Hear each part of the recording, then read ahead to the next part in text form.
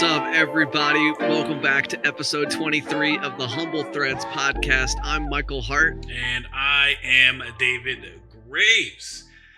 Guys, if you enjoy this podcast, be sure to leave a rating and a written review on your podcast platform of your choice.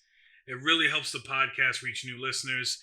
Unfortunately, we don't have one right now, but if you have someone who hasn't heard the podcast, please send it to them. Your mom, your dad, your grandma, your dog, it doesn't matter. We would love to read your review on here and get some more reviews so that way we can reach a wider audience. Sounds good, man. All right, Dave, let's get humble. Talk to me, man. What's going on in the world of Graves? Guys, so I want to say thank you to a lot of my friends out there from both friend groups that I'm in, really. We hit social media. I've been talking about ringing this Sixers bell for a while. COVID hit, a lot of people quit, etc., etc. But I got on Twitter and I said, hey, what's the worst that could happen? Let me at the president of the Sixers and see if he can, figure this out and try and get it together. So we did it. We went on Twitter. I was like, yo, man, listen, I have yet to be contacted about the Sixers shoot-around contest. If I'm ringing the bell, courtside seats, it'd be much obliged if you could reach out to me. Period. Thank you. Period. So I sent it to Mike and a bunch of other people. They retweeted it. They added them. They added the Sixers. They liked it. He finally got back to me. So your boy is doing it on November 11th. So everyone out there, UK, United States, I don't know where you're listening from. Find out where you can watch the Sixers on November 11th. I'll be there ringing the bell, of course, and courtside seats. So that's amazing. I'm so happy for you. I can remember in the early days of this podcast, hearing that story about how you won that competition to design their shootout T-shirt, right? They're like warm up T-shirt that they're going to be wearing, and then obviously that they've been selling over the past year. And they kind of ghosted you. Yeah. So I like, it's very awesome to see justice for David finally reaching. Honestly, in this world that we live in, this day and age, Twitter is such a weapon. Mm-hmm. It really is. Like they say that, the pen is mightier than the sword. No. The Twitter is mightier than the pen, because, you can really reach just about anybody with the right amount of momentum. So that is super awesome to hear that they finally are going to do right on what they promised. Finally. But I will say, you guys know who the president is. Chris Heck, thank you for finally reaching back out. Who knows if you're listening to this podcast or not. If you are, thank you very much. Very stand-up guy. So I'm happy to move forward with that. But also, just been cleaning up for the baby. Of course, Ashley's freaking out. Like, the guest room won't be cleared in time for us to paint and get this, then this won't be in this. And I'm like, yo, we got till February. There's a strong couple more months that are, like, about to come up. He's about to be finished, our basement, our contractor. So we should be good to go. But you know how it is. You got to be there. You got to be ready, etc., etc. Smack a coat of paint on that bad boy. We'll go to IKEA and grab some stuff, and we'll be good to go. So we'll see what happens with that. Can't wait for my rocking chair. That's what I'm going to get with my iPad next to it. Also, on top of that, we are going to Boston this weekend. I think it is a terrible idea. But why do I think it's a terrible idea, Mike? We're going to Salem. Why is going to Boston and then Salem after that a bad idea? Because it's going to be packed. My one friend was already there, and she said, David, do not go. The lines are out the door. We only got to go into 2 shops, and that was it. And I said, holy crap. So it's about to be another Disney World experience. I can't wait for that. But I'm also excited. I've never been to Boston. Heard the food's great. They say it's just like a bigger Philadelphia, pretty much. So that's what the vibe people get from it. But For sure. I've been through Boston, never stopped in, but I've definitely traveled through it quite a few times. We might have to go. They have two of the biggest breweries there, something like that. Oh, I believe it. And I've also never been to Salem, but I mean, obviously, if anyone knows anything about Salem, the Salem witch trials, the classic story, the Crucible book or novel or whatever you want to call it.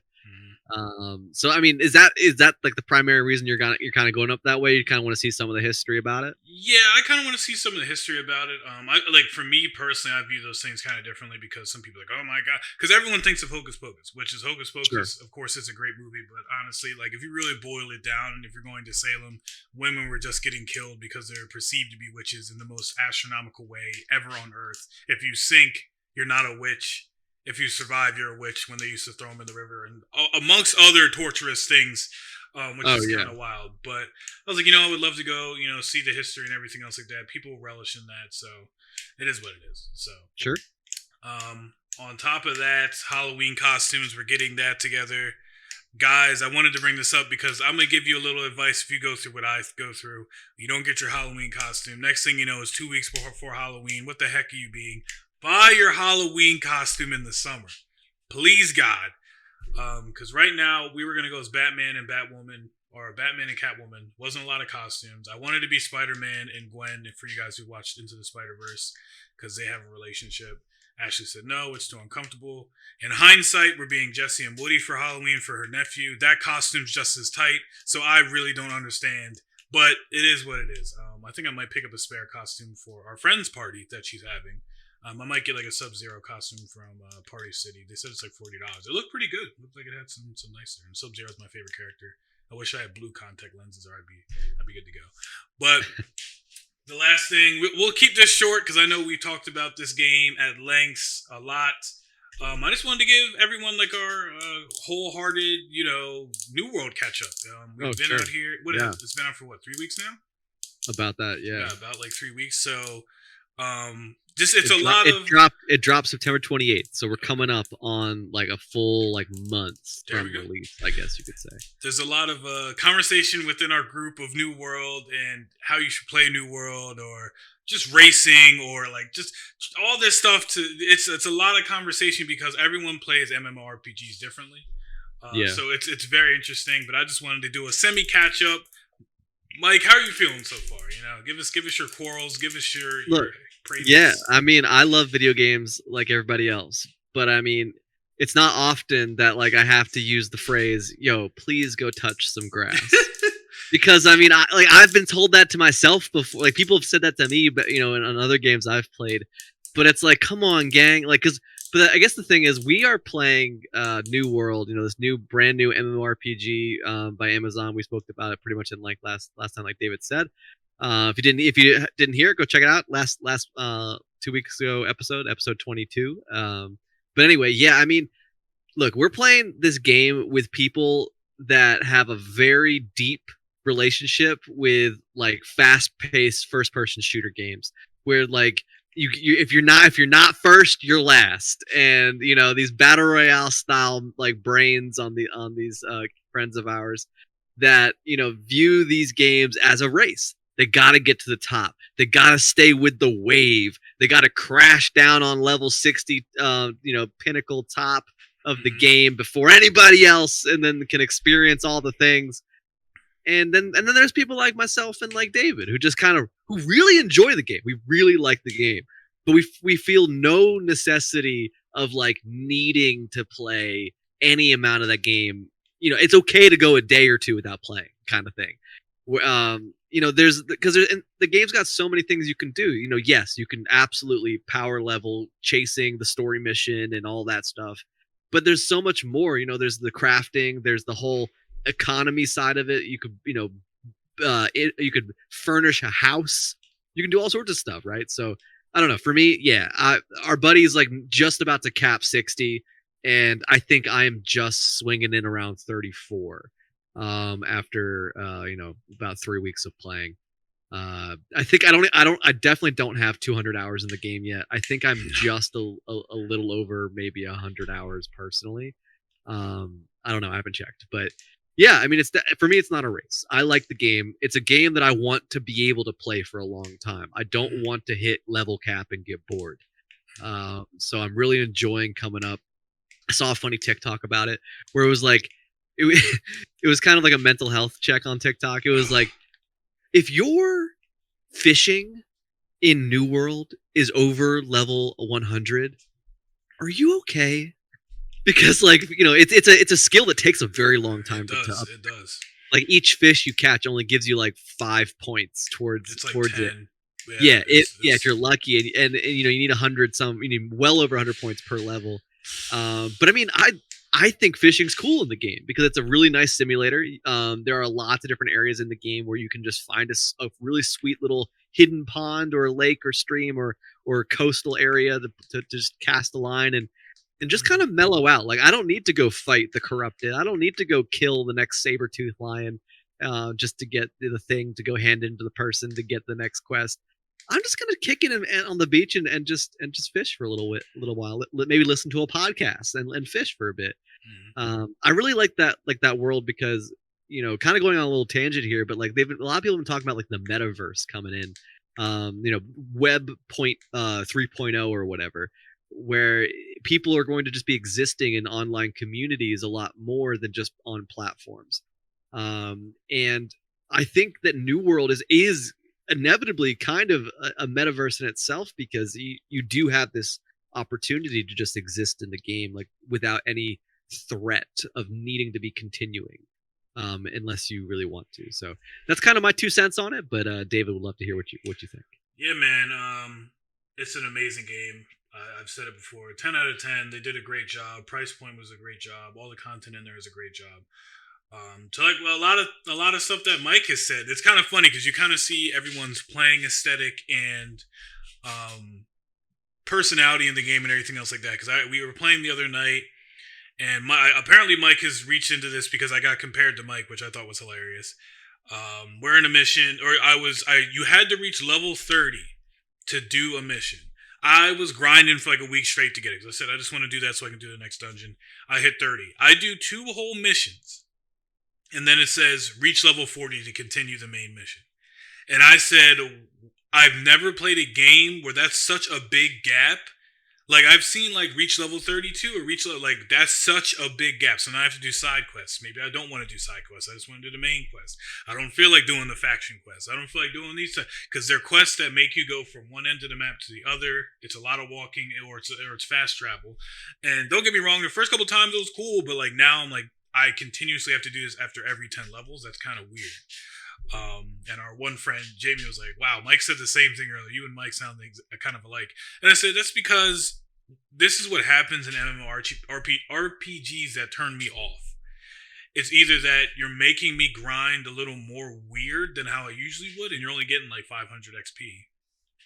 Or, like, I have my friends who are, like, going so high that when I'm like, hey, yo, let's do this, and then they want to do something, I can't do it because I'm not that level. But I don't have the amount of time to put in there like a lot of other people do. As Mike knows, as I know, we both have girlfriends. We both live in a house. We both have dogs. Well, Mike has a wife. I have a girlfriend. But we both have dogs. We both have like responsibilities. We got dishes have to get done. Dinner has to get cooked. Clothes have to be washed. Clothes have to be put away. Sometimes we need to hang out with our wives and our girlfriends to give them attention. So we don't have a lot of time to be grinding all the time for that. And sometimes that is kind of a tall tale sign where I'm like, I need to back off it a little bit because I want to play, but I'm not going to spend 2 hours to try and chase one half of a level, pretty much. So I don't want to throw shade, but I'm going to throw a little bit. all of our friends, right? So just to kind of maybe humble maybe ourselves a little bit about why we can't do it, but like all of our friends, no name, we don't need to drop any names specifically, but all of the friends that are climbing the roster, hitting those high numbers, either work part-time or still live at home with their folks. So there's a lot of less responsibility. Not saying they don't have responsibilities. These people are very, these are adults. They have responsibilities. Yep. They're really good people. We love them, but not owning your own place, kind of like being out in the world on your own. Or even renting a place for that matter, not having a place where you have the full responsibility for its upkeep, definitely provides them a little more flexibility in what they're able to do with the time that they have. So, more power to them. They definitely exist in a time that we both came from at one point or another, and and they just have the ability to grind that hard, and they want it that bad. Call it an addictive personality, maybe. I don't know. It's a good game. I mean, it's a good game. Because But here's the thing. Like I've been like when I used to live at home, I used to play a lot of games because I did work part time at a country club, so I would have days off where I would not do anything but play, Destiny, etc., etc. But now, like planning my days, I guess the ultimate my thing where I'm getting to with my update for playing New World is now that I'm older, your day is planned as much as you don't want it to be planned. You work, you get off, you cook dinner, like I said to Mike. So usually I have things I need to do until 10, 9 o'clock. I would try and go to bed at like 11, 12 o'clock. So you really only have 3 hours. But sometimes it's fun where those 3 hours we can play dungeons, and dungeons are great and all this other stuff is great. But there's those times where I need to level up more to keep going with other things. But I'll start doing the math. I'm like, if I do these quests, I'm only going to make it, if I'm level 32, I'm only going to make it halfway to 33 or close to it by 11 o'clock.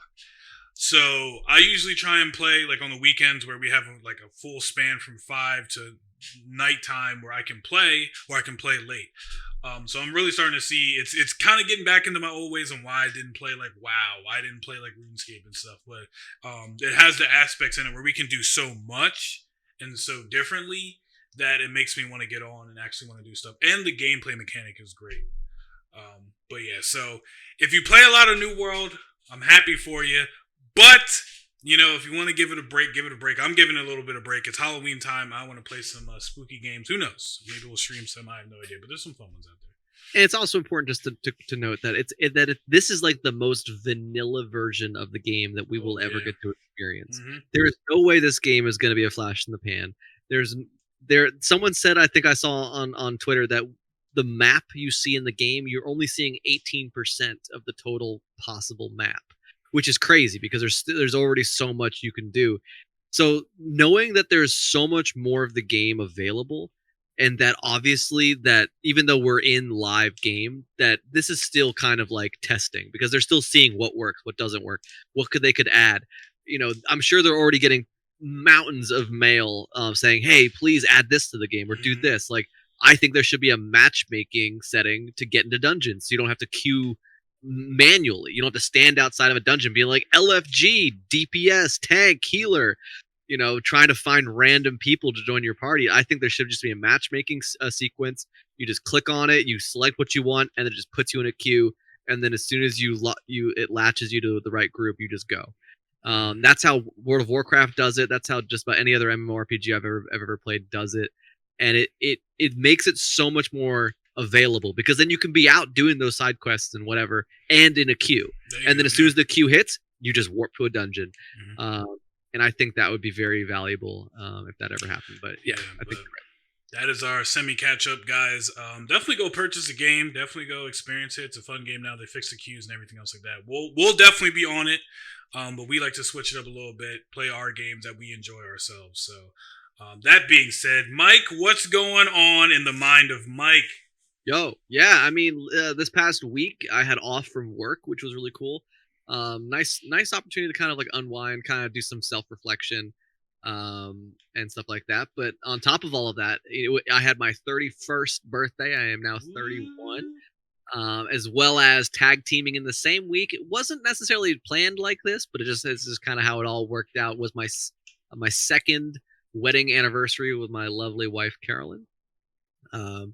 So we kind of it's nice to have them kind of like wham bam right next to each other, because it just always allows for like a very loving and like exciting week of things that you do out of the usual. For as I get older, my folks still love to get me something for my birthday. They love to get me, and now that I'm a homeowner, they love to get me things that are very like wildly useful, things that maybe I wouldn't go out of my way to get myself. But my dad, he's such a bargain hunter. So like he'll never like go out to like Home Depot and buy you the thing that you would need. Not at least not immediately if you couldn't. But he'll always go. He loves to peruse the Facebook Marketplace. It's kind of one of his favorite shopping places. If you can find the right thing on Facebook Marketplace, he usually tries to go get it. And so this year, because of the stories we told last year of how much snow we got and how much we're expected to get this year, he proposed the idea that he should get me a snowblower. I never thought a snowblower would be an exciting thing to receive until I had to shovel my own driveway. And I've done it. I've shoveled my own driveway for the past 4 years living in this house, and I'll tell you what, man, getting over that hill into 30 and things start aching and not working the best you want them to. My wife's struggling to try to get me to go downstairs to lift some weights at some point. I'm a soft body man. I like to take it easy, but like I think at some point she's gonna win the fight, and I'm gonna get down there and start bulking up because, yeah, I mean, my body doesn't like to work like it used to, and so this year will be hitting that snow heavy it's like I think it's like 4 or 5 years old. It's a Craftsman snow blower. This thing looks like the kind of snow blowers you would see people out in the middle of like shopping mall parking lots or down Broad Street in Philly, like clear. Like this thing is like industrial. He didn't get me like the nice cool looking ones you see outside Home Depot. This thing is like industrial. Like I could have a business with this thing. It's got like a 27-inch mauler or whatever is the thing called out the front. And then it's got like a 12-inch high gate, so it can take out a whole curb basically in one pass. But anyway, my garage is now a little bit smaller because that is where it sits. And so because we got that, it kind of inspired us to finally, after like 2 years of just hoarding trash and boxes and things in our garage, to finally we cleared it out, we swept it out, we completely gutted it, threw out tons of stuff, and then in one fell swoop we also we cleaned out our shed, just kind of got ourselves kind of winterized, seasonalized, ready for the colder months here on the property. But yeah, I mean that's been about me in a nutshell. It's been kind of a quiet week. I mean, you guys can't see it because we don't have a video on the podcast just yet. Although that is something that I think we're going to consider at some point. But behind me, I do have a painting that I started on. It's just a color field background currently. And I've been working on it in oil. At some point, I'll probably snap a photo and show it up on the Twitter. But there's gonna be lots more. That's not like it won't even look like this when it's finished. But yeah, I mean, for those of you who don't know, I did go to art school, specialized in studio fine arts, specifically painting, and mixed media sculptures. So painting has always been something that's been like very close to me. And this past week, having a whole week off, I just said, you know what? It's my birthday week. I'm gonna go buy some paints. I'm gonna go buy a new canvas. I haven't painted in a very long time, at least not seriously. Like there was a while, like early pandemic, where I was like, I'm gonna do some of these like cool like acrylic pour paintings, where you just get a bunch of paint in a bucket and you kind of spill it all over a canvas, and it looks kind of cool, kind of like new age like spin art. But I was like, no, no, I want to actually get some oil paints and try to do something that maybe I would want to actually put up on my wall, but who knows. So that's just kind of been it in a nutshell. And then playing, been diving into some spooky games. Me playing some Dead by Daylight, Can't Stay Away. Today is actually the release of the brand new Survivor. No, sorry, yesterday I think it was. The 19th was the brand new Survivor. Michaela Reed into the game. We're finally able to attack the hex totems that the killers have been using to kind of fight against them. And that's a game that's got a spot in my heart. Brought me back to streaming.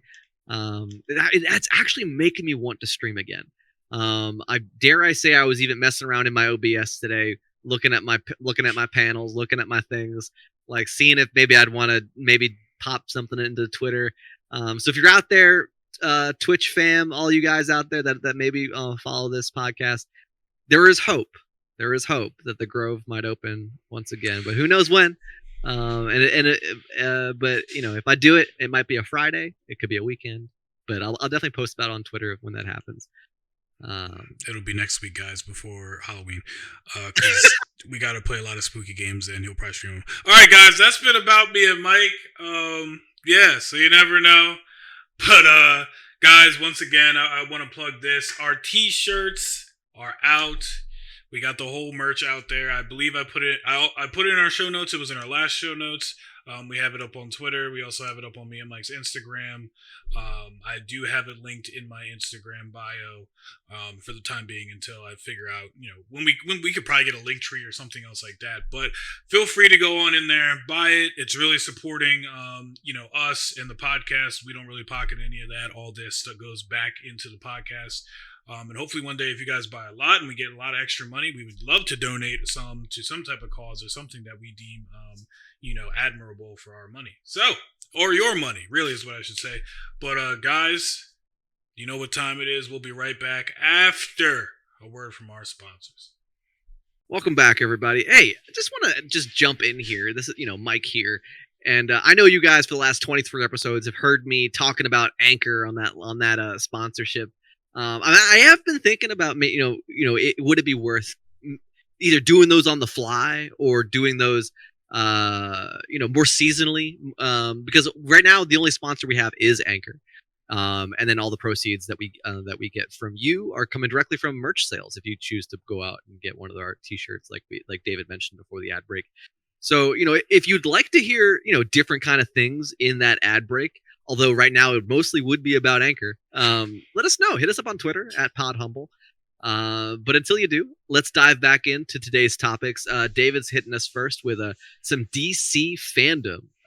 Talk to us, David. Oh, yeah. And just like Mike said, hit us up. Or if you want to sponsor us, either one. DC, if you would like to, come on in. We would love to have a spot for you on the sponsorship table. But DC fandom was this past weekend. I want to say it was a success. It was what? Past weekend? What? Hold on. Stop the presses. Wow. I'm sorry. I'm flabbergasted. We just got through the first half of this episode, and neither one of us talked about the fact that we both went to a video game convention. That definitely was, yeah. Hold on. We are going off the cuff. We are breaking the system that we usually do, and we will get to this stuff. But let's just talk about too many games. I completely forgot about that. It was 2 weeks ago. Wow. But so we talked at length for many episodes leading up to the fact that there was this convention coming. It was video game conventions. There was gonna be a whole area of free to play arcades. There was gonna be hundreds of vendors. There was gonna be events, speakers, panels, all sorts of stuff. And me and David, like we said on the show, we made it. We got there. We did the thing. We got the lanyards. We walked around, and just want to do a quick hot take about it, and then we can jump back into the episode. But it was cool.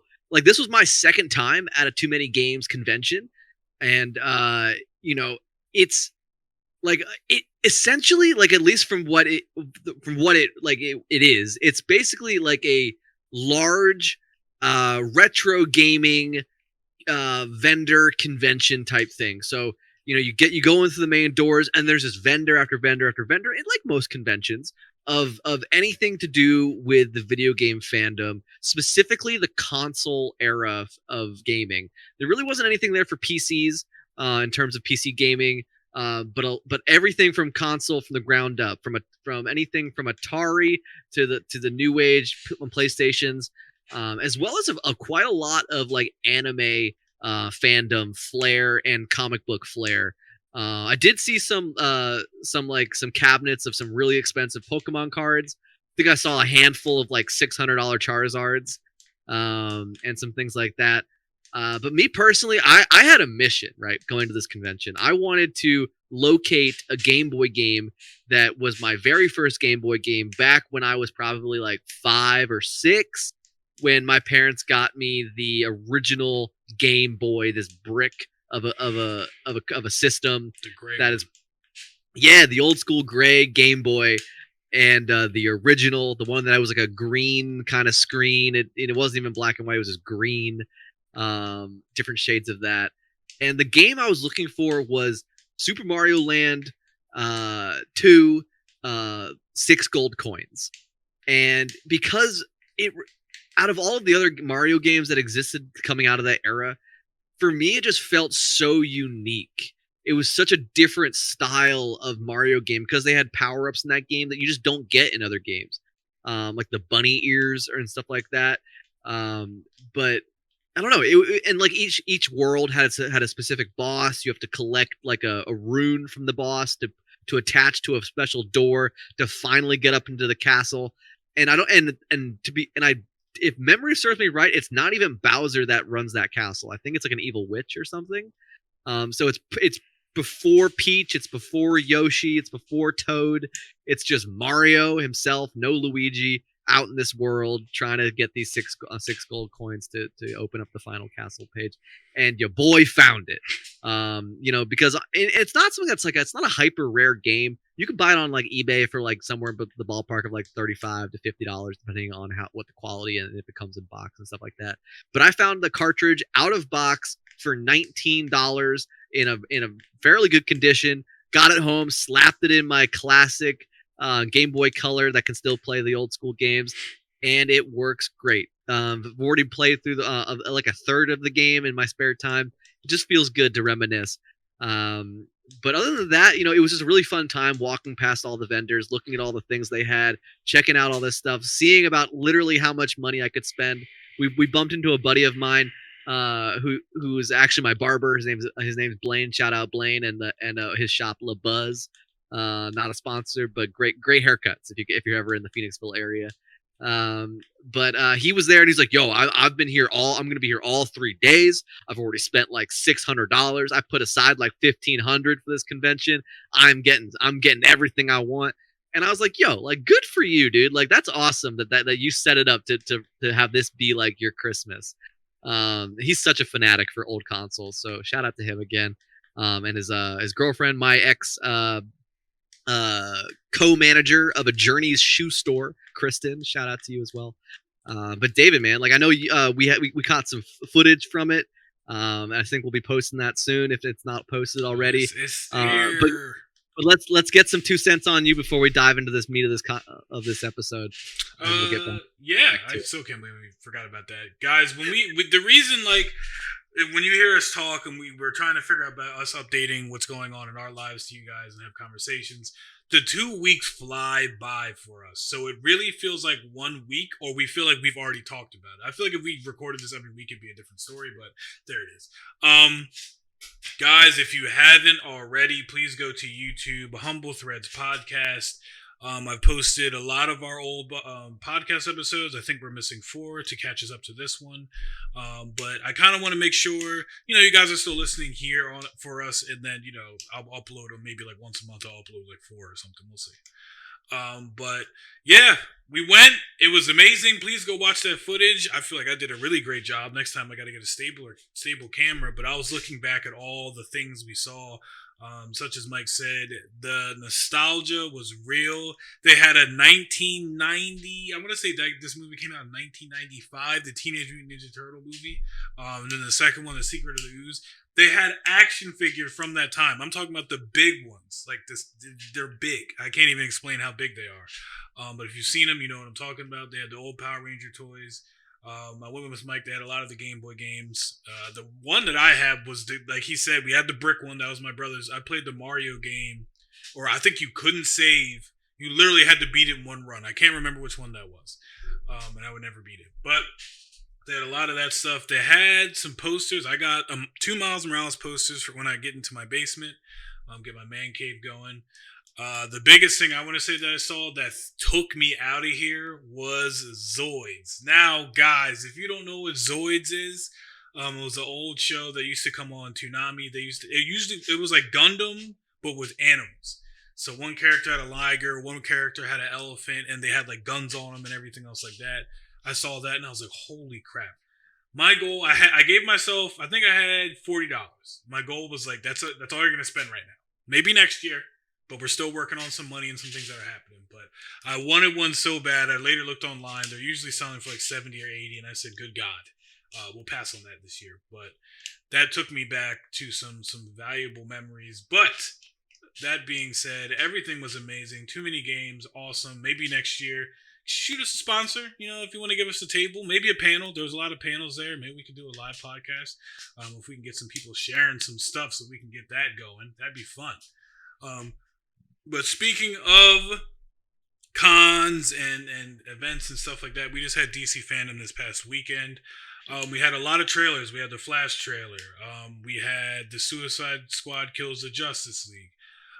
We also had the Flash. I want to say it is the Flash movie. Okay, the Flash where the Batman's in that movie. So that's why I was confused, but I think it's called The Flash of some sort. They're going to figure out the name. We had Black Adam, which The Rock looks amazing.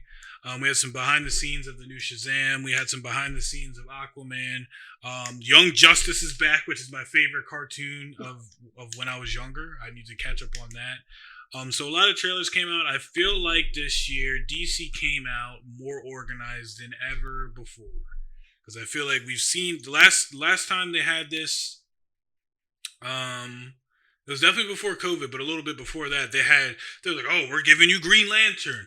We're giving you another Batman movie. We're giving you a Batgirl movie. We're giving you a Nightwing movie. We're giving you this. We're giving you that. And everyone was like, holy crap, like, this is them. They're about to explode. They're using everything. They're trying to get at Marvel and, try and get up there with the superhero genre. And all those movies fell through. Probably want to say about 80% of them. The only thing that came out of that was still Wonder Woman 2 and Aquaman. And I think that was it. That's when the cutoff was. But there was a lot of new trailers and everything else like that. I enjoyed all of them. The Flash trailer, most definitely. Guys, well, me and Mike, we already said we're going to try and react to a lot of these. A lot of them are only 5 minutes long, so if me and Mike can hop on for 5 minutes, watch it, give you a verbal reaction during and after, give you guys the score, 10 out of 10, 7 out of 10, we'll figure it out. But I thought it was pretty cool. Mike, did you get to catch any of the trailers? Yeah, I saw the Batman, and I saw Black Adam, specifically those two, and yeah, definitely look great. Black Adam, I was kind of skeptical to see Dwayne the Rock Johnson in the DC cinematic universe as anything, but he really pulls it off. Like, it looks good. I was familiar with that character, not like too closely, but like. I have read one like a web comic or two of Black Adam, and really cool stuff. But honestly, what took me the most by storm was the new Batman, I guess, series saga coming out, because I love how much they. I just love like the kind of like the grit of this one. It feels a lot more raw. It doesn't feel as glitz and glammy as some of the other ones have felt.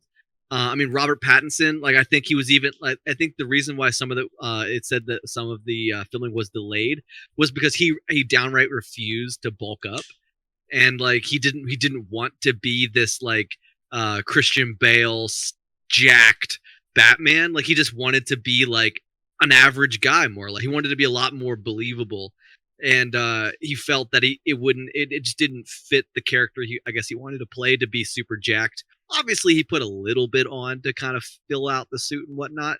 But you compare the two. You compare like Christian Bale, like in his prime of in playing as Batman, versus how Robert looks like in this movie. And Robert almost looks sick, like in comparison, because of how small he is in the video in the footage. But I kind of like it, right? Because when you think about the Batman ethos, like, it's a boy that like is dealing with childhood trauma, that is going out in the world defending those that can't defend themselves, and more or less like beating the pulp out of bad people to make himself feel better about his pain.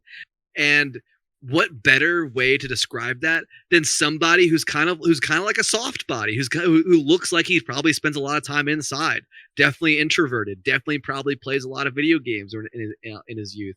Someone that maybe was a little more tortured, not like this triumphant guy that's like come back from, learning how to be this super machine. Like, so although he is those things, I like the image of this more believable, normal body Batman. And I think the filming, from what I've seen in the trailers, just looks really good. So I'm really excited for this one. Yeah, I mean, just to finish off that one for DC fandom, like I said, guys, we'll be diving more into it with trailers and everything else like that, and gonna give you guys like more of a shortish take on certain things, so that way we can post on TikTok and such. But Mike brings up a good point. I was reading about it because a lot of people did not like the Batman trailer, surprisingly, and a lot of people do not like the new Batman. But what someone brought up, which I completely forgot about, because that is the narrative of Batman, is that this is like Batman Year Two. So Batman eventually, like in different iterations, he leaves Gotham for a bit, learns how to fight, comes back, deals with the situation, blah blah. But a lot of people forget that they're like, oh, Bruce Wayne is Batman, and it's like, no, Batman is Bruce Wayne. So during this time, Bruce Wayne is Batman. Like he's not the playboy philanthropist, blah blah. That's an act he puts on, so people do not see that he's Batman or see through his disguise. He's actually the emo kid that sits inside, looks at his computer, making like trying to just brooding, everything else like that. The other one is a facade, so that way people don't realize who he is, because deep down he's still hurt. And I think in this movie they'll do a great job portraying something that happened in the last couple movies, is that Batman has a problem. When everyone looks at and there's memes of this, of like Batman breaking a dude's arm in 5 places, making sure he can't walk again, dropping him off a building. It's that he is extremely violent and no one checks it. You know what I mean? But in this one, they kind of showed a little bit in the trailer of like him beating the crap out of some guy, and the girl who plays Catwoman is looking at him and is like in shock. She's like, "Holy like this dude's like beating the crap out of him." It's because he is kind of sick. He's mentally ill, and he fights with that. So that him, like Mike said, him punching people and everything else like that makes him feel like he's doing justice, doing better, and doing better for Gotham in light of his parents, as well as bringing like kids along that he feels suffer from the same anxiety, but it's kind of a disease. So they bring that up in Titans, which is a DC show based on Nightwing and the Teen Titans, and they do a great job of portraying that. As he gets older, he gets a little better. But year one, Batman. Year two, if you guys, he's ruthless, and that's the Batman, damn near who kills, pretty much. But yeah, that was DC fandom. I am excited for that. But I got some great news. It just came through today, and I sent it to Mike and everybody. God of War is coming to PC. Now. I understand, guys, you probably aren't too excited about this. You're like, oh, no one cares. But you need to. God of War is a PlayStation exclusive. So I'm starting to think that Sony is understanding, hey, just because we give it to PC doesn't mean Xbox is getting it.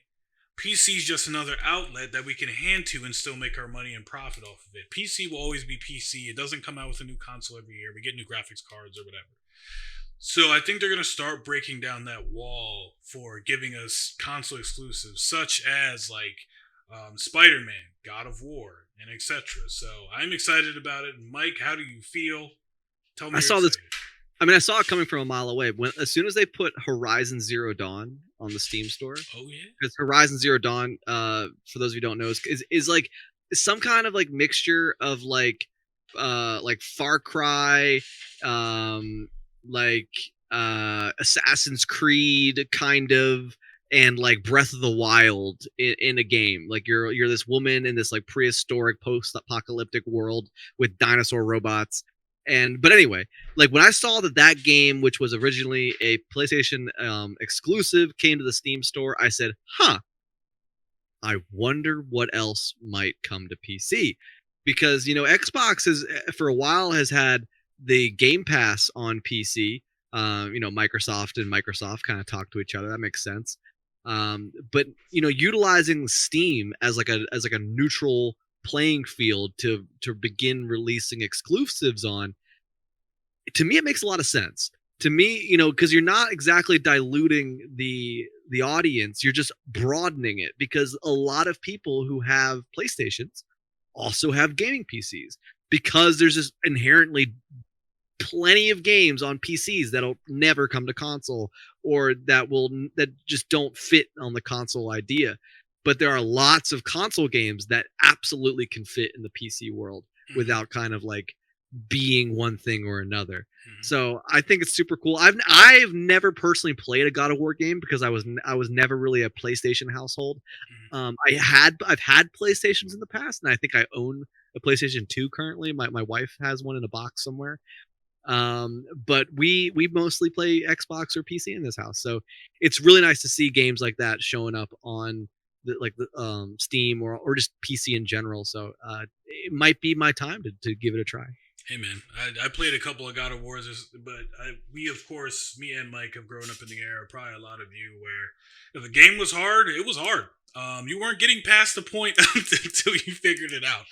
There's no scapegoats or anything else like that. Those are the type of games where you're stuck in a puzzle, you come back to it a month later and figure it out. So I've played it a lot. I'm excited for God of War because I wanted to play it since it came out, but my end all be all goal is to still play Spider Man because I love this. I've always loved the Spider Man game, swing through everything else like that, and I see it on TikTok all the time. People are doing like spins and flips and special things, so I can't wait. Hopefully Sony does break down their walls a little bit and give us some more games that have been out for a while on the PC.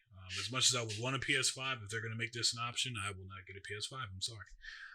But another topic, 76ers, guys. As much as we just praised them for giving me the stuff and ringing the bell, I wish it could have been during the time where we weren't dealing with this Ben Simmons drama. I know Mike isn't like too crazy in the sports and everything else like that, but Mike does pay attention to the news and such. Mike, what do you think? Give me your overall feelings and thoughts.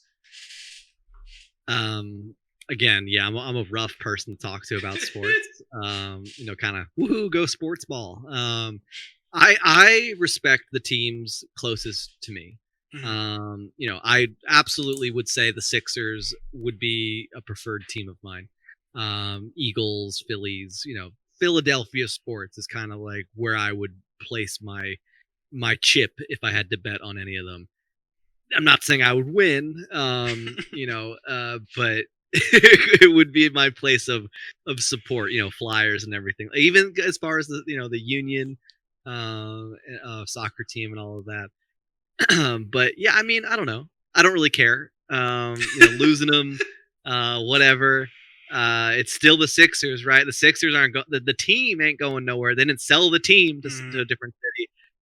So if I ever get to go to a Sixers game, I'm just gonna I root for the blanket statement, the Sixers. If I'm ever at a Sixers game, who's playing on the court, it it just it don't matter to me, man. Like, because at the end of the day, they're just all a bunch of wealthy people passing the ball around and seeing who wins.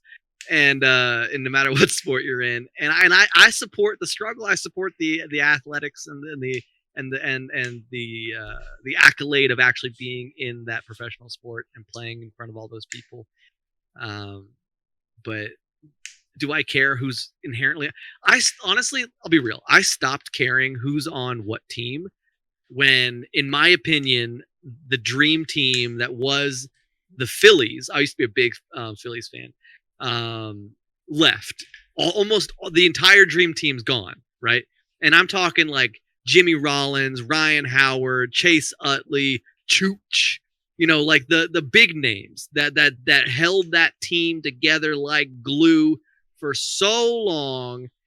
And then, obviously, eventually, money talks. And I think J. Raw and Utley went out to the Dodgers out in L.A.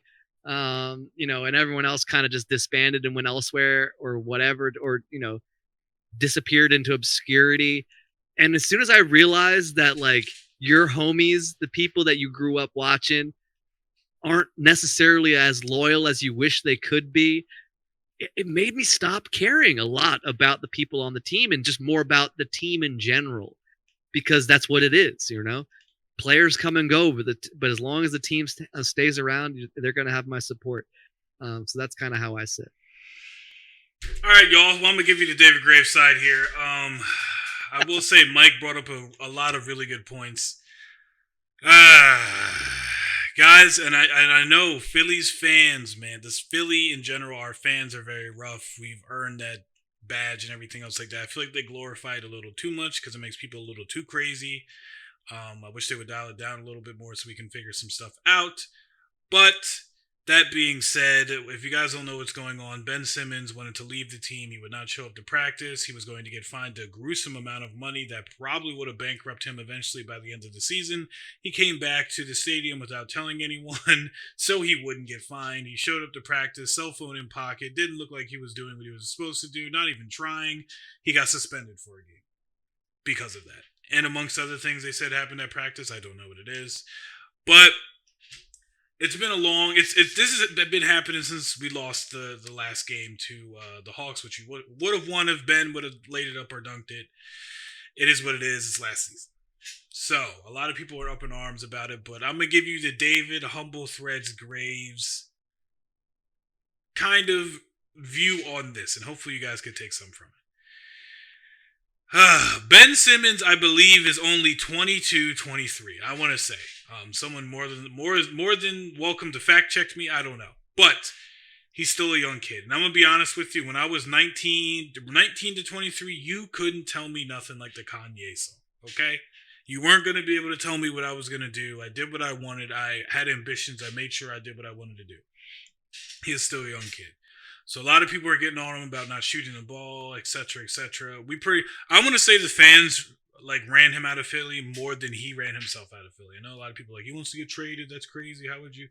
A lot of us ran him out for not shooting, not living up to his potential and everything else like that. But I feel like we put a lot of pressure on him. Now, was that some of that his fault? Yes. Was some of it not? No, because he is managed by Rich Paul, which is LeBron's manager. So he was already connected to that, saying he's the next LeBron, etc., etc. But his work ethic is not that great either. You can kind of tell he got his money and now he's just at where he's at. You know what I mean? It shows like he's working hard and everything else like that. But when you're showing up to games, it really only looks like you're giving 80%, not shooting the ball, not doing everything. But playing how you keep playing instead of progressing as a player is one thing. He's still young though. He has time to grow. That being said, he is back. The latest quote he had was, "He is not mentally prepared to join the team." And Embiid they asked Embiid about it, and he said, "I'm not babysitting him. I don't really care what he does. That guy does what he wants, etc., etc." Ben Simmons does give off that personality. But my advice to everybody and the Sixers fans out there and the Philadelphia fans, and if they asked me to say it on the court in front of 1,000 people, I would say it too when I ring the bell, is that I think we need to back up just a tad. I understand we're upset. I understand it's been 3 years of watching him do this and do that. I've complained. I've talked bad about him. Not to the point where I'm disrespecting, but as a simple fact that you're frustrated, he's not shooting, etc. Some people learn slower than others, and some people evolve slower than others. He's still a great player. I don't think we need to give him all that money, but he is a great player, and he's working on himself, and he wants to do better. But now, with all this, I could imagine waking up every morning and seeing over 100,000 tweets about how much you suck, how much we want you gone, and everything else like that. And some people say, well, if I'm making that much money, it wouldn't get to you. You're lying. It would get to you. That's very hard on your mental state, and he's probably going through a lot of definite mental anguish that is pretty much, it is his fault, but he's young. There's a lot of people out there, 16-year-olds to 19-year-olds who are on social media, and they're doing crazy stuff. Reference Bonk, if you know who he is, he was the guy who would just run through grocery stores, jump on stuff. He was doing drugs and like all this other stuff, but he got older and he eventually realized, wow, I apologize for doing all that. He's now a Mason, which is weird, but that's what his escape was. He's happy doing that. So, that being said, Ben, you're probably not listening. Philadelphia fans, you're listening. I understand you're upset. And you have every right to be upset, but I think we should just chill while we figure this out. Who knows? Maybe he'll end up staying, and actually this might be the kick in the pants he needed. The famous quote I use is, "Some dudes never got punched in their face, and it shows." This might be one of them times where he was a little kid that always got yes, yes, yes, and this time he's hearing no. This might be something that would help him out. That is my thoughts on it. So, guys, once again, November 11th, if you would like to see your boy, ring the bell. I'll be there. So we'll be doing a lot of different things. I'm assuming around the stadium. I'll be there early. I'll be on courtside, record it, DVR, post it to Twitter, send it to us, Instagram, anything. Just send it to us. And I'll definitely check it out. Absolutely. So, I mean, this is the last, I guess, episode prior to, Halloween, the candy holiday where Mm-hmm. you dress up and go door to door if you're of the right era of age, and with your friends dressed up like your either favorite characters or favorite villains or monsters of any kind, right? Mm-hmm. Halloween, no matter where you're from, it's kind of like a big deal, at least here in the United States. Always is. And so it got me kind of thinking, right? Because obviously, these days, being a homeowner, specifically being someone that has to hand out candy to kids that come around, it just got me thinking about the era that we grew up in, and the era that kind of helped shape what we call the spooky season. And it's really what it comes boils down to is like this pre-tech era of of uh, of iconic scary movies. Whether you want to call them a horror movie or a slasher film, but I'm talking like iconic films like Halloween, Nightmare on Elm Street, Friday the 13th, or even as close to the modern day as the Scream series, where there was like a main antagonist to the protagonist group of kids, teenagers, who for some reason has a reason to be trying to go after them, whether it's Michael Myers or Freddy Krueger or Jason or any of these guys, right? That just have some kind of like obviously the motive to want to kill. And this era where these kids didn't have cell phones, right? No computers, and the landline always seems to suddenly drop dead and they can't call anybody. And if they happen to be able to talk to a parent or a cop, they're always so oblivious, and they don't believe the kids. And it's usually at the detriment of the kids or the teenagers, because they usually end up being the ones dying. And all these kids have typically to fight back are walkie talkies or household items or flashlights, right, in the dark. And it just got me thinking, like, is that the era that forever is going to define the spooky season? Because that whole thing kind of birthed Scooby-Doo, right? Where they're always trying to go fight this villain that's up to no good, and they have to take a mask off of the villain, right?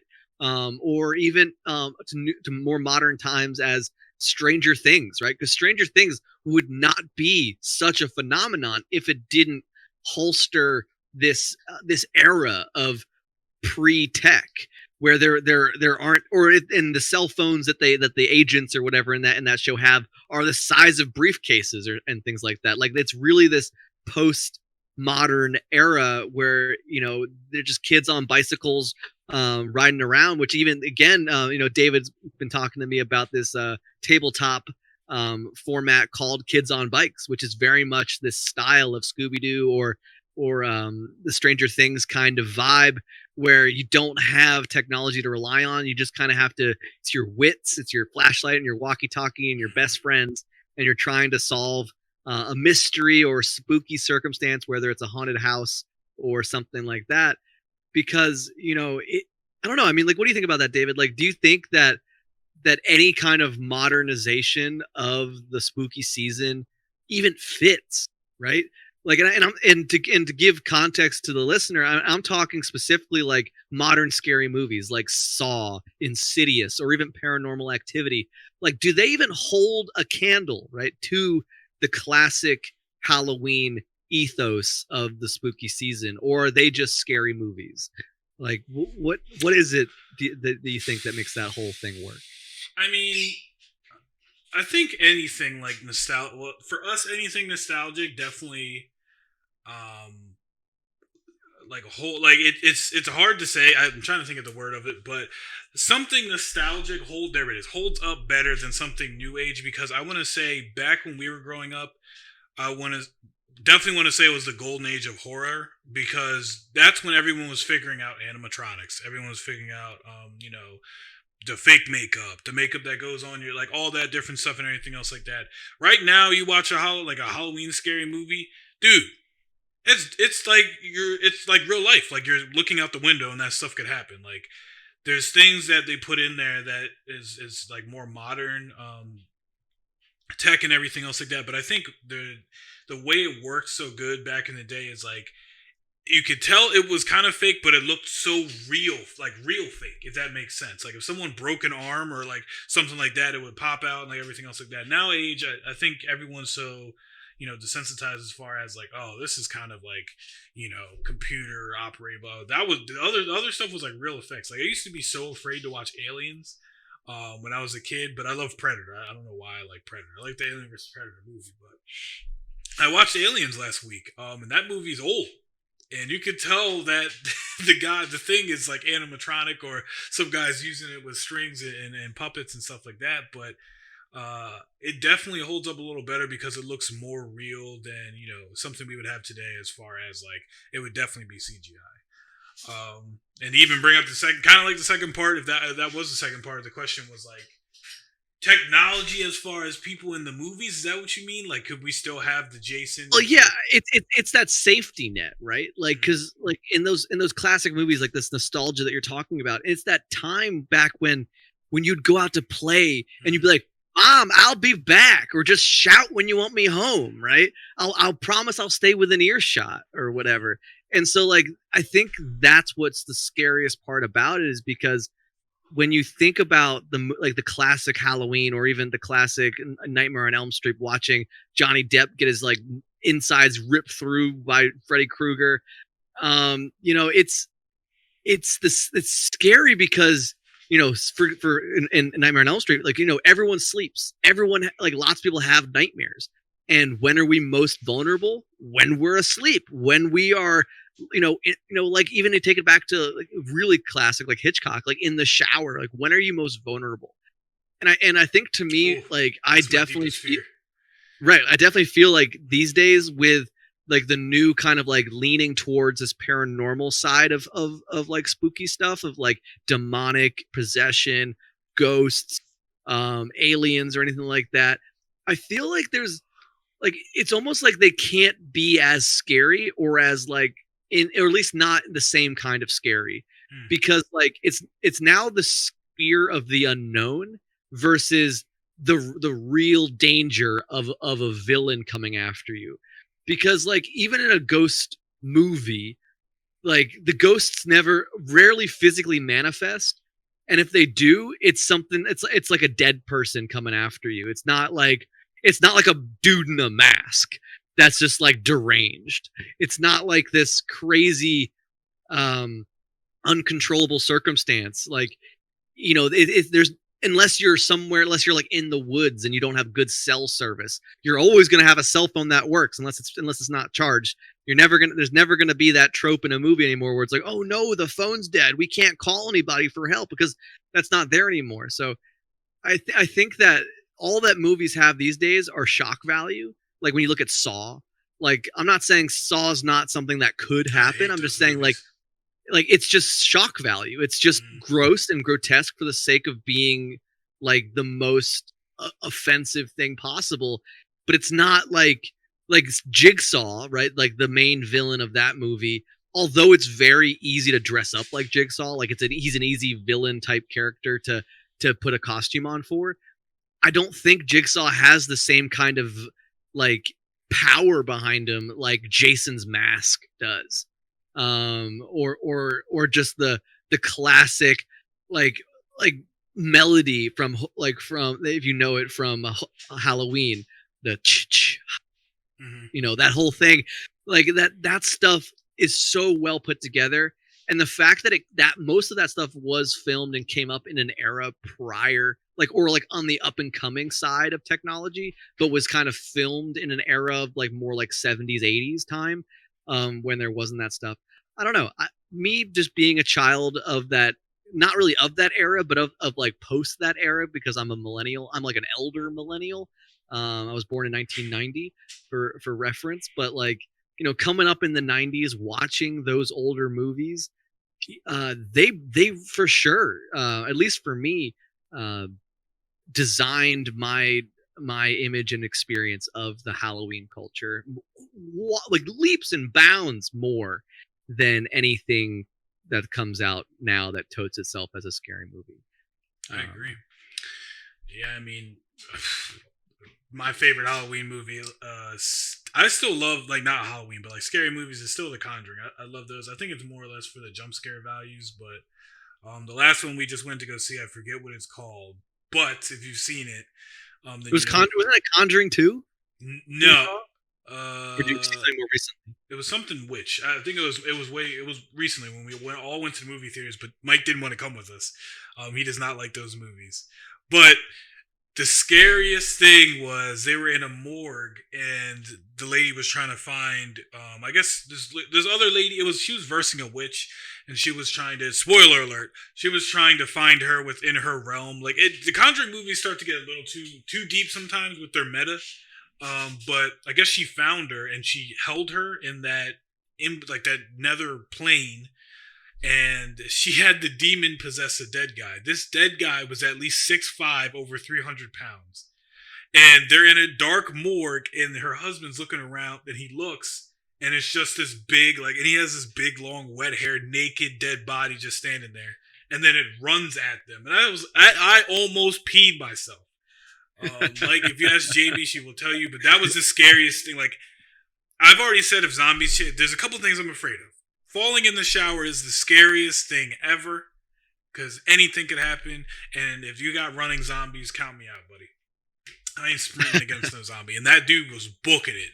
That was some scary stuff.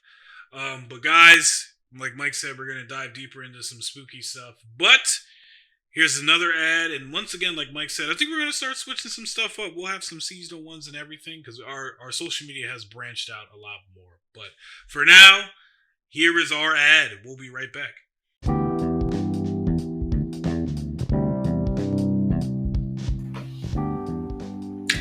Hey, what's going on, everybody? It is David Graves, one of the co-hosts from the Humble Threads podcast. What's going on, Humble family?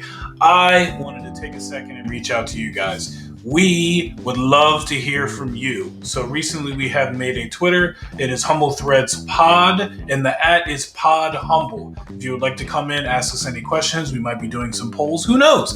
We would love to hear any questions from yo-yoing to comic books to real life to fantasy. Who knows? Also, if you would like, we do have our Gmail still. We understand that not a lot of people want to email us, but we have that. It's in the description if you want to do that. But this right here is for you guys, the Twitter. So please come in, follow us on Twitter, ask us some questions, whatever it may be. We'd be happy to answer them on air. We'll catch you guys later. Stay humble. We'll see you soon. Guys, welcome back from our ad. I hope you enjoyed it, but we're going to do something fun. It's Halloween. We like to do these. We did this last time, I think, around some type of video game event, but maybe we'll start making this a thing when holidays are around. We are going to be taking a epic Halloween general knowledge quiz. It's from the same website we took the Mario one at Beano. Not a sponsor, so hopefully one day, maybe. But we didn't get any questions this time. We didn't get any scary stories this time. Maybe next year. Maybe we can plan ahead for that and send out some stuff so we can get ahead of those things. I would love to hear scary stories from you guys. But I think this will be fun. We could definitely see what we get here.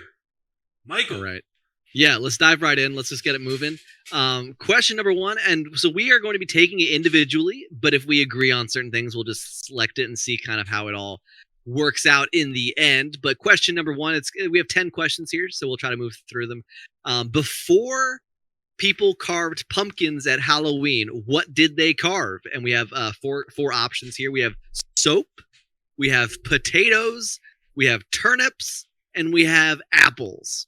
David, I'm going to let you answer this one first, and then I'll give you my answer, and then we'll just keep moving through them.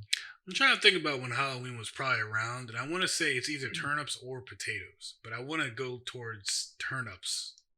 All right, my initial head says potatoes, so okay. I'm going to click potatoes. You can click turnips if you want. That's what we're doing. All right, guys. Question number 2. What does RIP stand for? And you gotta be kidding me. If you don't know what that means... I feel like we don't even need to read the answers on this one. I mean, we got ripped into pieces, ripe inside pears, restless in Paris, and of course, rest in peace. I would be shocked if it was anything other than rest in peace, but that is going to lock in my vote. I'm sure David's going to take the same. Next up, we have a picture of some witchy-looking ladies sitting around a table. And the question is, what do you call a group of witches? I don't think I know this one. Is it a university of witches, a coven of witches, a murder of witches, a squantoon of witches? Actually, I lied. I know exactly which one this is. I was about to say, Mike. Yeah, it's definitely a coven of witches. Definitely. Because a murder of witches, although that sounds cool, I know it's a murder of crows. Would be that one, and I don't even know what a squantoon is, and of course, a university is ridiculous. Probably something with geese. Who knows? Where do you think the tradition of bobbing for apples came from? Ireland in 1968, USA in 1066. Wow. The Roman invasion of Britain. Come on, Russia in the 1800s. All of these sound very outlandish. These are wild. 1066 in the United. I don't think we were a United States in 1066. No, were we? No. So, I don't think that's the case. I'm going with number one, Ireland, 1968. You think Ireland? Yeah. You know, I think this goes way back because I mean, apples have been existed since the beginning of time. You know, Adam and Eve taking the bite of the apple type thing. Mm-hmm. The oldest one here to me feels like the Roman invasion of Britain. I'm going to click that one to kind of take a shot in the dark. And I'm going to be honest. You might be on to something because, you know. I don't know. I really have no idea. Well, I'm trying to think about it. It's definitely emerged during, guys, I go with your gut. Go with your gut. We got to move on. I took a lot of like American history and I'm thinking something with Renaissance, but ain't no way. 1968 seems very, very soon. I'm going to say. It could be early. It doesn't. Yeah, right. It could be fresh. I don't know. Fuck. All right, we're gonna go with I'm gonna go with Ireland, guys. Trust your gut. Yeah. Don't. All right, here we go. Question number 5. Vampire bats are real and live where? Transylvania, South and Central America, Australia, or in your spare room? I want to say South and Central America because I feel like I've seen that before, but. I'm kind of in the same boat. Like I know Transylvania is kind of like notorious for Dracula. Australia, literally everything can kill you. There's like spiders that live in your toilets. Yeah. But I think I am on board with South and Central America. Where is Transylvania? Holy crap! Wales, Romania, Serbia. Serbia. Okay, I was about to say Siberia. That's definitely not it. Or Russia. I'm going to be honest. I feel like I don't know this, but I feel like it's the second one. I feel like it's Romania. My gut says Romania because I know it's not Wales. Wales is in England. It could be Serbia, but I don't think it's Russia. My money says Romania. All right, here we go. Traditionally, who might have Eye of Newt? Vampires, werewolves, mad scientists, or witches? Yeah, I'm gonna go with witches on that one. Yeah, I keep it a buck. Let's keep on rolling. Bino, sponsor us so we can give you some challenges up in here on these quizzes. Which of these things is famous for screaming? Guys, if you haven't, we can't show you the visual, but it looks like a big, giant, furry thing walking in the woods. It looks like Grimace. It looks like the shadow of Grimace from McDonald's, but it's like in the woods and it's got like a weird emoji face on it. But yes, which of these is famous for screaming? Vampire, the Yeti, mummies, Banshee. It's the Yeti. You think so? I think it's the Banshee, but my gut said Banshee. If you think it's Yeti, go Yeti, and I'm gonna click Banshee, and then we'll see which one. That is clearly a Bigfoot. I think the picture's a Bigfoot, but it said which is famous for screaming, and I'm not sure yet I've ever heard a Bigfoot scream. Maybe. I mean, I know Yetis might like yodel up in the mountains or something. I can't change my answer, so there it is. Okay, Yeti locked it in. Moving ahead to number 9. When do people turn into werewolves? Come on, guys.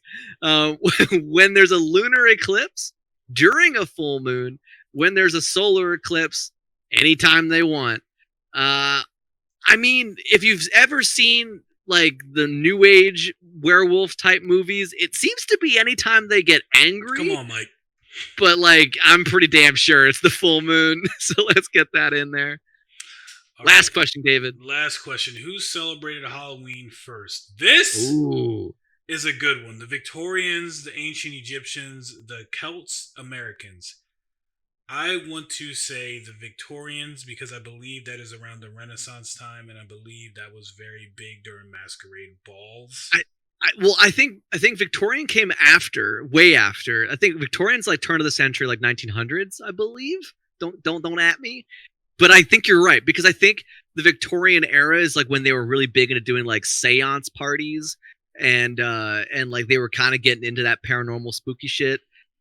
So to me, like although we could be wrong, I want to because my vote was either Victorians or Americans because I think it's seemingly a very American holiday. At least it is now.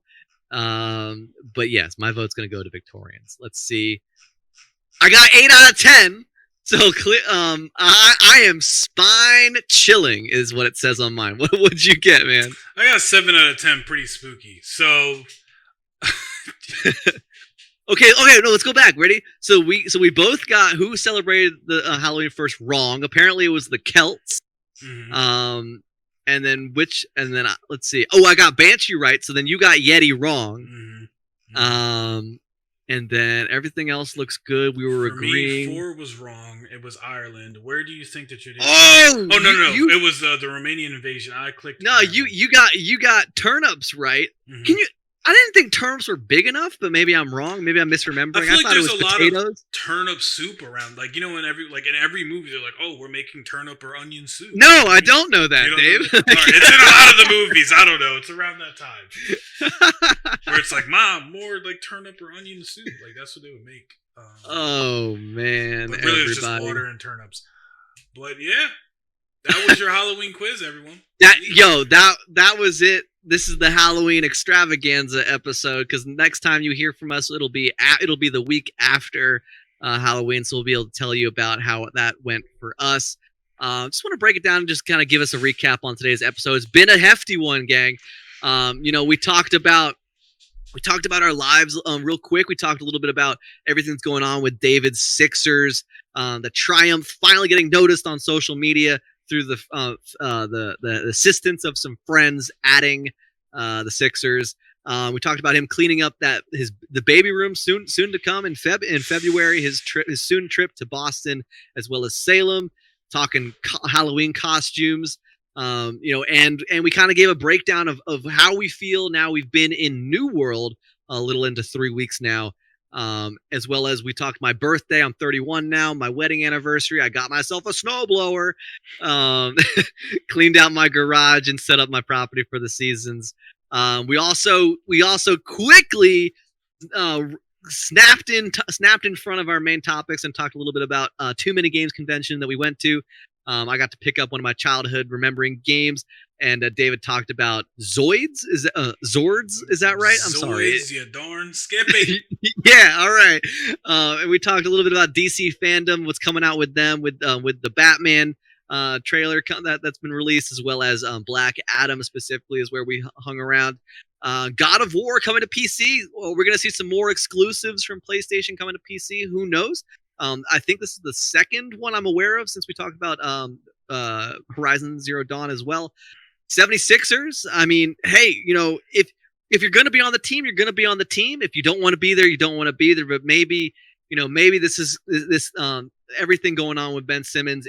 Maybe it's a blessing in disguise for him, for the Sixers. You never know. But I think we agree we need to kind of let him hang for a bit. He's young. He's probably dealing with some stuff. You never know what's going on with someone else's backpack that they carry around with them.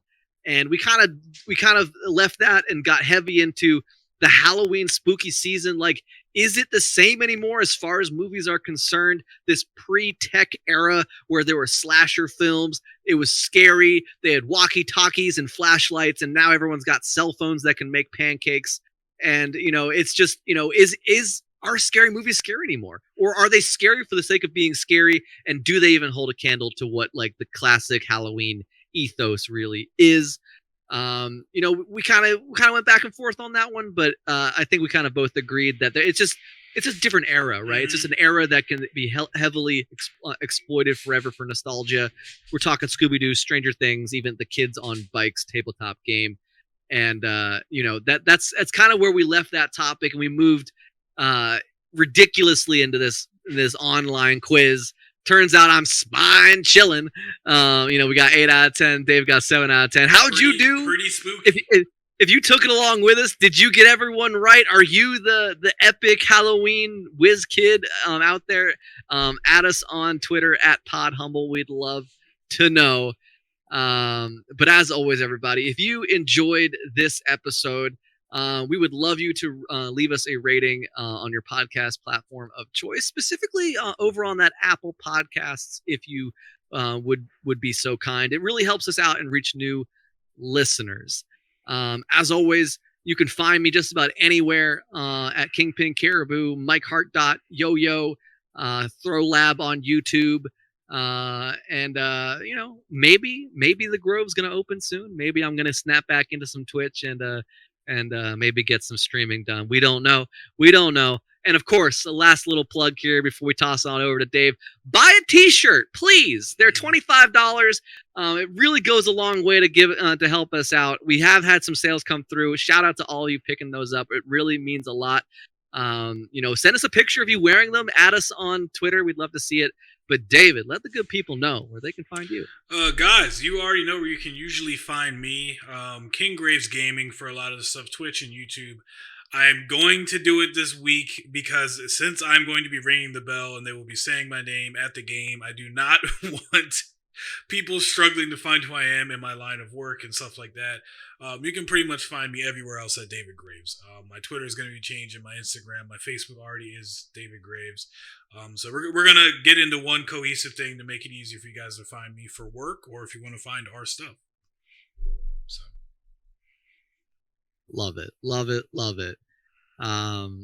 But as always, fam, you know where to find us, and we know where to find you, and that is in the beautiful interwebs out there. Thank you for listening, and as always, stay humble.